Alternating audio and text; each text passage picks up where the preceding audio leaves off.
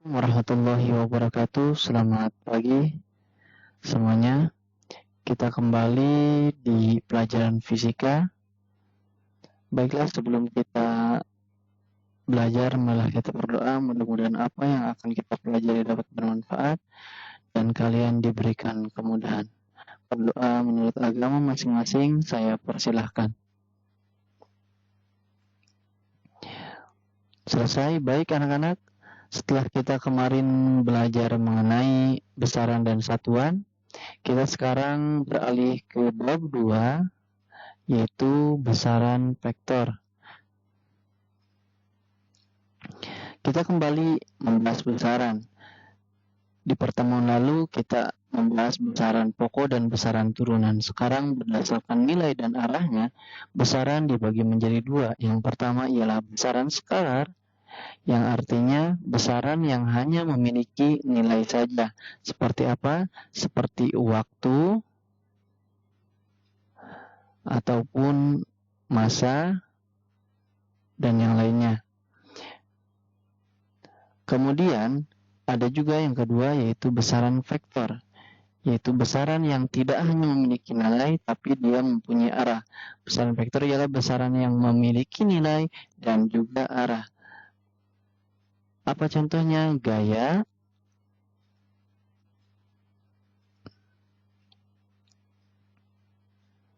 perpindahan, dan yang lainnya. Nah, sekarang kita lanjut, kita membahas mengenai vektor. Jadi, pertama kita cara menggambar vektor. Nah, vektor digambarkan seperti ini. Dia garis lurus, tapi di ujungnya ada tanda panah. Nah, di ujung ini dinamakan titik tangkap atau pangkal vektor. Kita ini kan simbolkan dengan O. Kemudian di sini di ujungnya ya, ini ujungnya, ujung vektor ini ujung vektor. Kita simbolkan dengan B. Kemudian besar dari sini ke sini ialah besar vektor. Kita lihat di gambar ini adalah vektor gaya, ya ini adalah vektor gaya yang berarah 60 derajat ke barat menuju utara dengan besar vektornya itu 10 Newton, dan ini adalah F2 itu adalah besar vektor 20 Newton dari arah menuju arah timur, seperti itu. Nah, kemudian cara menuliskan vektor biasanya dengan bold nih. Kalau seandainya diketik, dia pakai bold ya, ditebalkan. Nah, bisa juga menggunakan tanda mutlak. Nah, seperti ini. Nah, kalau untuk penulisan biasanya kalau tulis tangan itu menggunakan seperti ini.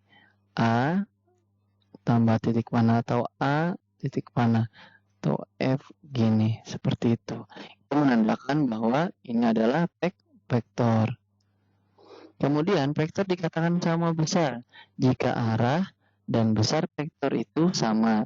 Ya, kita lihat di sini A dan B berarti A sama dengan B. Kenapa? Karena arah dan besar vektornya itu sama. Kalau A dengan C itu A tidak sama dengan C. Karena apa? Karena arahnya berbeda walaupun besarnya sama. Itu tidak sama dengan. Kemudian kita beralih ke penjumlahan vektor. Nah, di penjumlahan vektor itu terbagi menjadi dua bagian. Yang pertama metode grafis dan yang kedua metode analisis.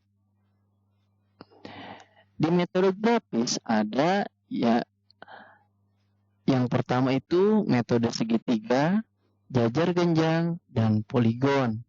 Dan adapun metode analisis ialah menggunakan rumus kosinus dan juga yang kedua menggunakan penguraian. Nah, ini yang akan kita pelajari, metode segitiga, jajar genjang, poligon, dan rumus kosinus pada pertemuan kali ini. Nah, metode segitiga. Jika ada dua buah vektor seperti ini A, ini B. Berapakah resultan vektor A ditambah B? Nah, cara menggambarkannya pertama kita gambarkan ini dulu. A. Nah, kemudian kita gambar B itu, titik pangkal B itu ada di ujung A. Kemudian resultannya dari mana? Kita tarik dari ujung A menuju, dari titik pangkal A menuju ujung B. Nah, itu metode segitiga. Kalau seandainya negatif, ya tinggal dibalik saja contoh. Yang ini ada dua buah vektor A mengarah ke timur dan B mengarah ke timur laut. Kemudian, berapakah resultan A min B? Oke, berarti kalau seandainya A min B, A-nya itu tetap positif. Nah, karena A-nya positif berarti dia tetap ke arah sini. Kemudian B-nya gimana? B-nya karena negatif, ini kan positifnya ke sini ya. Berarti kalau negatif tinggal dibalik arah aja. Jadi dia ke sini. Nah, ini contohnya nih. Jadi seperti ini.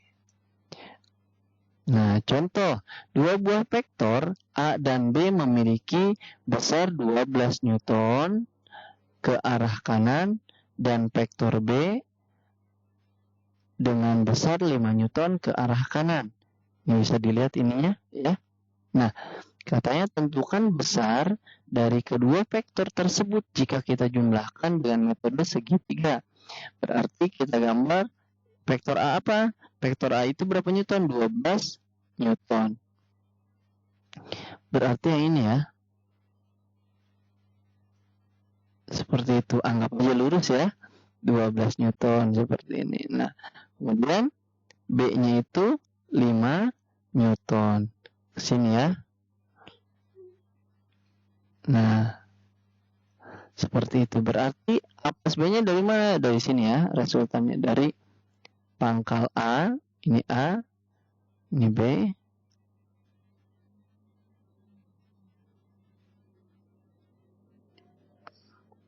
Ini 5 ya. Berarti di sini R atau resultan. Resultan itu jumlah penjumlahan antar vektor-vektor. R A plus B. Jadi A tambah B berapa? Jadinya 12 tambah 5 sama dengan 17 Newton. Nah, seperti itu. Kemudian ada lagi yang namanya metode jajar genjang. Kalau jajar genjang itu beda dengan metode segitiga. Perhatikan langkah-langkah menentukan resultan vektor dengan metode jajaran genjang. Oke, yang pertama, metode ini sama dengan metode poligon. Nanti poligon akan kita bahas juga. Gambar vektor F1 terlebih dahulu, kemudian gambar F2 dengan pangkal vektor, menyatu dengan pangkal vektor. Kita lihat, contoh ini ada dua buah vektor, yaitu F1 dan F2. Oke, nah untuk menggambar metode jajar genjang berarti pertama kita gambar F1 ke sini, F2-nya bukan dari ujung F1 ya, tapi kita awal F2-nya itu di pangkal apa? F1. Nah, seperti ini. Nah, kemudian akhirnya untuk resultannya berarti dia mengarah ke sini. Nih, ini membentuk jajar genjang. Nah, seperti itu. Nah, berarti resultannya itu di sini. Ini F2. Seperti itu. Itu untuk metode jajar genjang. Nah, jadi kalau seandainya metode segitiga itu dari ujung, kemudian diteruskan ke ujung lagi, dari pangkal ke ujung ya, seperti itu. Kalau ini harus diproyeksikan dulu tuh. Seperti ini. Itu untuk metode jajar genjang. Untuk lebih jelasnya kita ke contoh soal. Perhatikan dua buah vektor berikut. Jumlahkan beberapa vektor di atas dan metode jajaran genjang. Contoh ini ya, ini A, berarti B-nya di sini kan, ini A. Nah, berarti kita nggambar B lagi bukan di sini ya, bukan di ujung ini, tapi di pangkal A. Berarti dia mengarah ke sini, berarti. Nah, jadi resultannya gimana? Kita bikin ini dulu.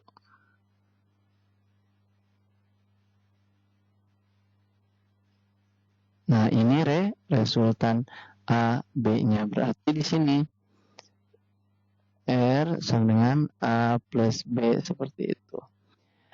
Kalau R sama dengan A plus B plus C gimana, Pak? Nah, kalau seandainya ini ada lagi di mana? Ini di sini contohnya gini. Set, ada lagi satu gini. Ini yang C. Nah, kalau 3 gimana? Ya sudah, kita ambil ini kan. Nah, yang 3 ini kan ke sini ya.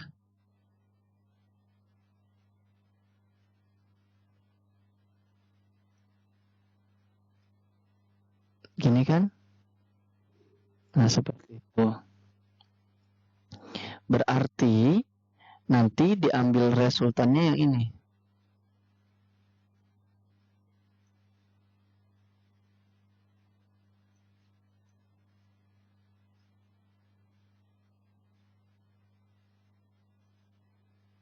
Jajaran genjang ke sini, sorry. Nah, jajar genjangnya, nah, berarti dia resultan ke sini, gitu. Jadi, dari resultan AB, kalau saya ada 3 vektor ya, dari resultan AB, kemudian kamu tarik garis C-nya di sini, ini C. Nah, kemudian resultan ABC-nya apa? Berarti di sini ya, di sini. Tuh. Nah, ini garisnya. Seperti itu. Nah, itu untuk R sama dengan A plus B plus C ya. Seperti itu. Lanjut. Metode poligon. Poligon itu segi banyak. Kalau tadi cuma 2 vektor, kalau ini bisa beberapa vektor. Sampai 4 atau 3 sampai 4 atau lebih dah bisa. Nah, kita lihat jika ada 3 vektor di sini ya. Kita lihat ada A, B, C. Nah, metode poligon itu kurang lebih kayak metode segitiga. Jadi kita menggambar vektor dari A. Kemudian kita lanjutkan ujung A itu ke B di sini. Kemudian kita lanjutkan lagi ke C. Seperti itu. Itu untuk poligon dan resultannya berarti di titik dari pangkal ke ujung akhirnya, seperti itu. Kita lihat, nah ini yang vektor ini. Nah, contoh, terdapat 3 vektor seperti berikut. Jika besar A sama dengan 12 Newton, berarti ini A, ini B, ini C. Kita gambar. A-nya itu mengarah kemana? Ke sini kan? A, oke. Kemudian B-nya kemana? Ke sini kan? Lurus B. Kemudian C-nya kemana? Ke sini. Ini harus lurus ya. Apa? Nah, ini kan A-nya itu 12 ya. B-nya itu 14. Harusnya itu, sorry. Ini harusnya lebih panjang dari A. Nah, ini kan 14 ya. Berarti dia lebih panjang dari A. Set. Nah, segitu. Ini 14. B-nya. Kemudian 16 C. Wah, berarti lebih panjang lagi dia. Oh, maaf.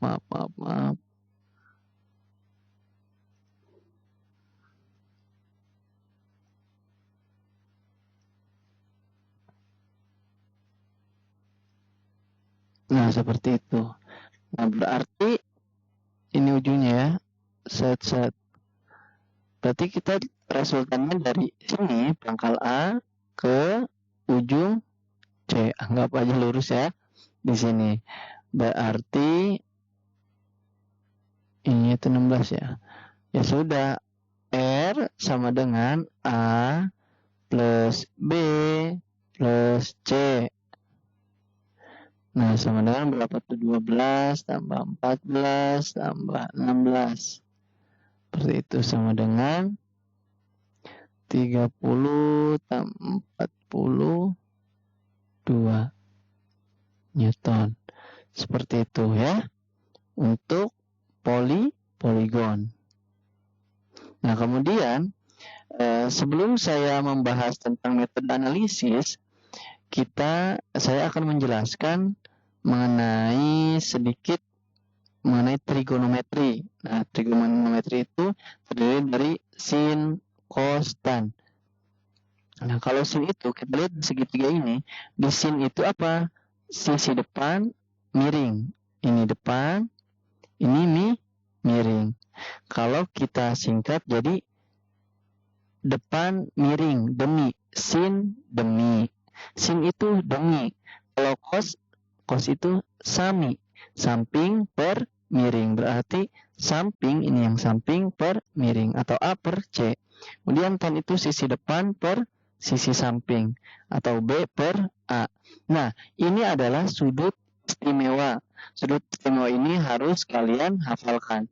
Ada 0 derajat itu 0, sin 0, setengah akar 2, setengah akar 3, dan 1 untuk 90-nya.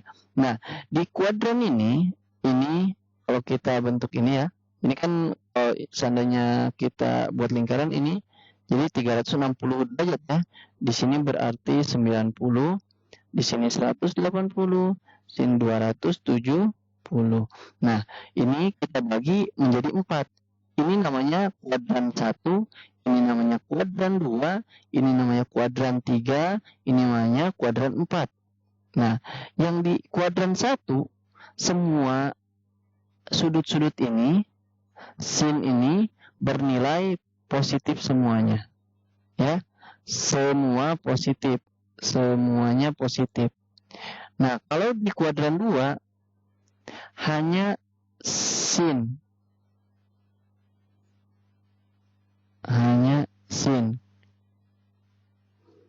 Di kuadran 2 hanya sin yang positif.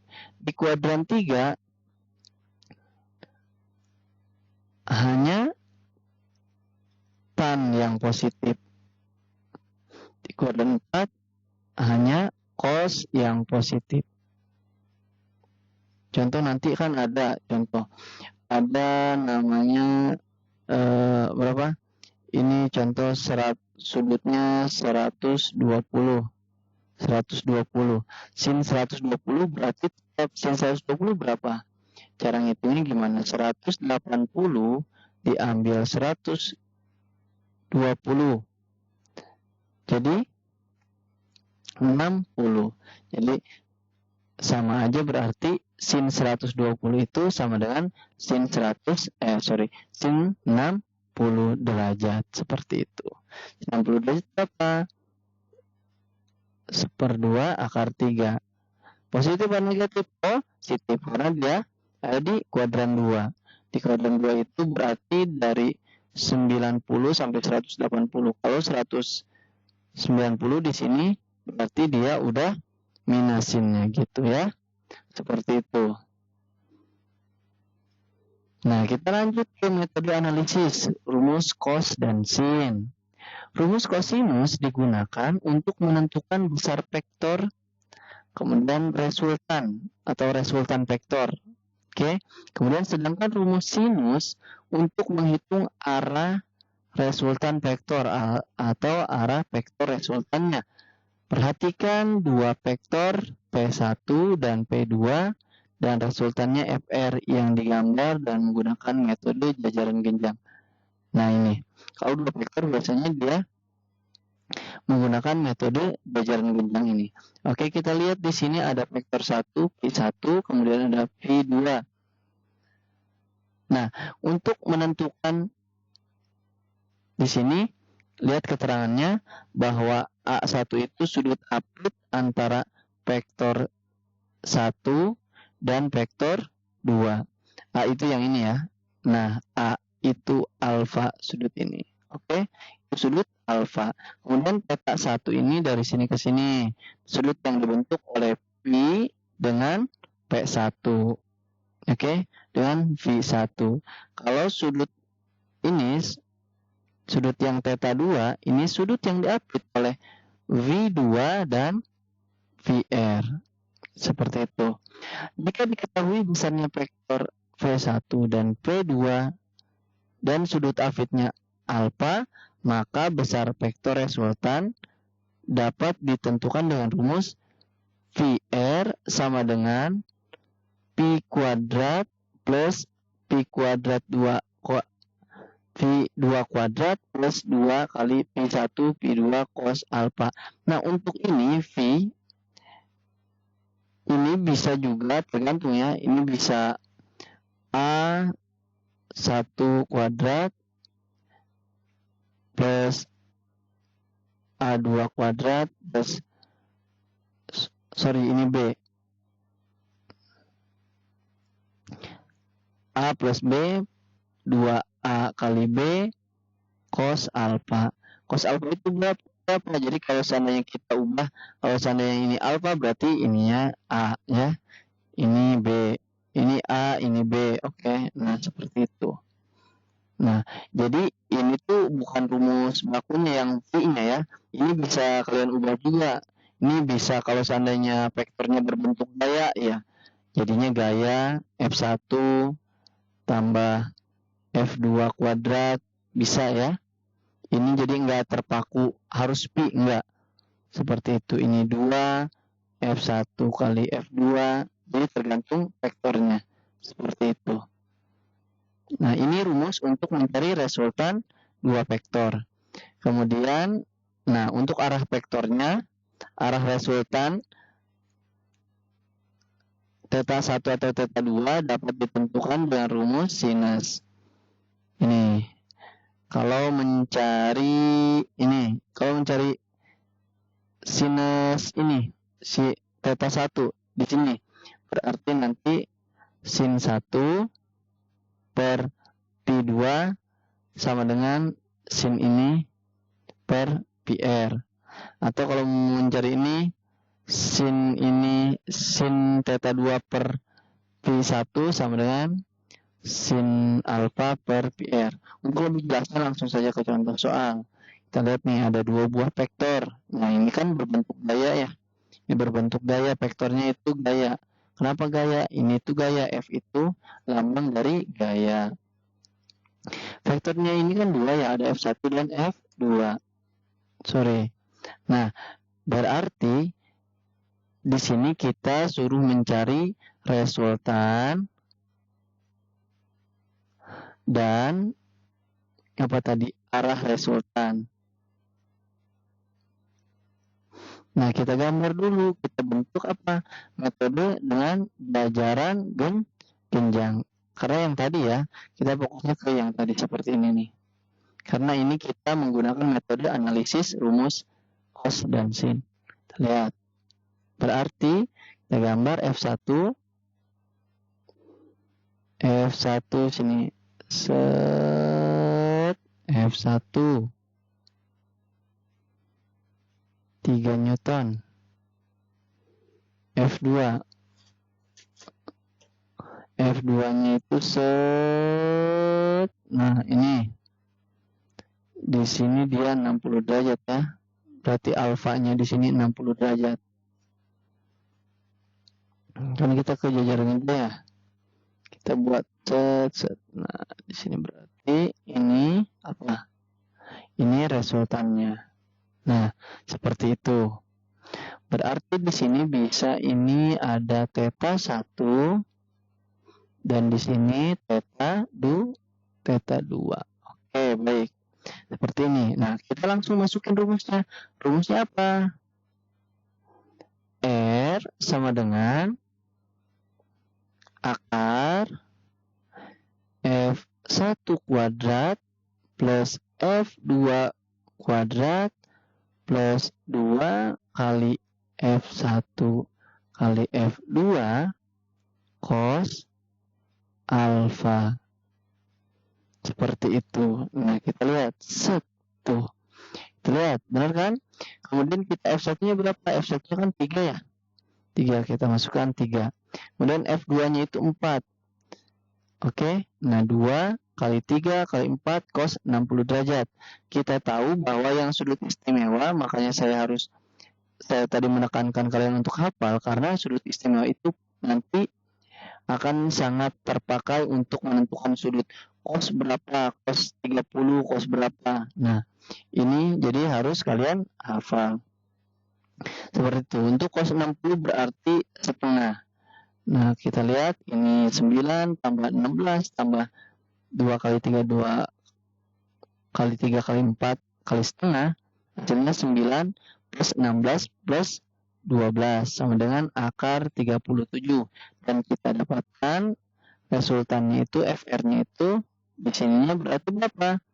6,08 Newton. Seperti itu ya.